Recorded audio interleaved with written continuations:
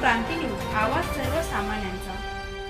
सुरगाणा महाराष्ट्र गुजरात सीमेलगतच्या गावात 2-3 दिवसापासून वीज पुरवठा खंडित, वीज पुरवठा सुरळीत करण्याची मागणी। गुजरात महाराष्ट्र सीमेलगत भागात सरहद्दीवर ठाणापाडा गावात गेल्या 2-3 दिवसापासून वीज पुरवठा खंडित झाल्याने नागरिकांचे हाल होत आहेत। महावितरणचे कर्मचारी यांनी एक दिवस येऊन चेक केले आणि वीज प्रवाह डीपी जळाल्याने 2-3 दिवसांपासून वीज पुरवठा बंद आहे। महावितरण कर्मचारी यांनी सांगितले की तुम्हाला डीपीची व्यवस्था करून देतो असे सांगून निघून गेले। मात्र 2-3 दिवस उलटून वीज पुरवठा सुरळीत झाला नाही।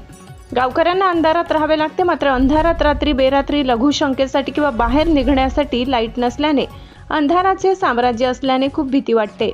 मात्र दिवसेंदिवस उन्हाळ्याची तीव्रता वाढत असल्याने गावातील पंखा, cooler, table fan, TV fridge, mobile charging नाही अशा एक ना अनेक दूरध्वनी इलेक्ट्रिक वस्तू चार्जिंग नसल्याने रात्र दिवस कसा काढायचा।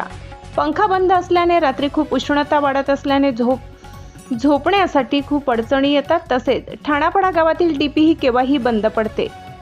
फ्यूज उडणे, शॉर्ट सर्किट होणे, डीपी जळणे, कधी गावातील एकाच गल्लीतील वीज पुरवठा सुरळीत होतो तर दुसरा खंडित होतो, असे प्रकार घडत असतात। आज गेल्या 2-3 दिवसांपासून वीज पुरवठा खंडित आहे, तरी सुद्धा महावितरण कर्मचारी फिरकत नाही आणि जर आमचे एखादे बिल काही कारणास्तव थकले तर थेट दमदाटी करतात।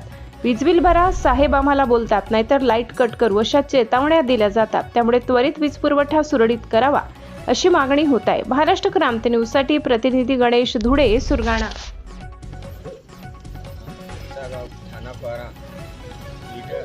डीपीची सुविधा आता उपलब्ध नाही। 2-3 दिवस झाले त्याला चेकेल आहे, तर अजून पण प्रयत्न नाही केलं। 2 ते 3 दिवस झालेले आहे। आम्हाला पूर्ण अंधारात राहावं लागतं। कृपया करून लवकर डीपीची सुविधा उपलब्ध करून द्यावी। अशाच नवनवीन बातम्या पाहण्यासाठी आमच्या महाराष्ट्र क्रांती न्यूज या YouTube चॅनलला लाईक करा, सबस्क्राईब करा आणि बेल आयकॉनला प्रेस करा।